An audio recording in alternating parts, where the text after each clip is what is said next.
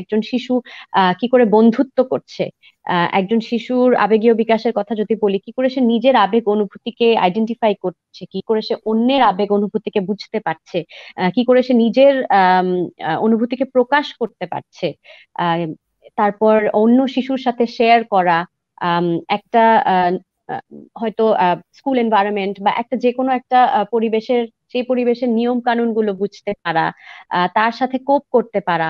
এবং এই এই কারণে কিন্তু মানে শিশুর সামাজিক এবং আবেগীয় বিকাশ, প্রত্যেকটা বিকাশের প্রত্যেকটা ধাপেরই লং টার্ম ইম্প্যাক্ট থাকে। তবে আমি বলবো যে আমাদের বর্তমান সামাজিক প্রেক্ষাপটে শিশুর এমপ্যাথি, শিশুর ইমোশনাল এবং সোশ্যাল সাইড গুলো নিয়ে এত কম ভাবা হয়, যার কারণে কিন্তু তার লং টার্ম যে কনসিকুয়েন্সেসটা সেগুলো আমরা খুব পরিচ্ছন্নভাবে দেখতে পাচ্ছি।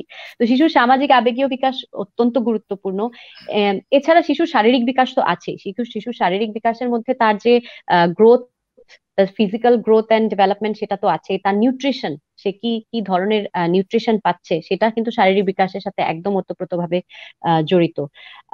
তো আমার মনে হয় যে এই যে, এবং ভাষার বিকাশটাকেও একটা আলাদা ডোমেইন হিসাবে এখন ধরা হয় যে তো আমার মনে হয় এই সবগুলো বিকাশের প্রত্যেকটা ডোমেন নিয়ে সর্বোপরি একটা একটা শিশুর বিকাশ হয়। এবং বাবা মায়ের আসলে শুধু একদিকটা দেখবো আমরা এখন অনেকটাই আসলে আমি বলবো যে কগনিটিভ ডেভেলপমেন্ট বা শিশুর একাডেমিক সাইড, শিশুর লার্নিং নিয়ে আমরা যতটা ভাবি, ততটা বেশি শিশুর হয়তো সোশ্যাল এবং ইমোশনাল ডেভেলপমেন্ট নিয়ে ভাবি না।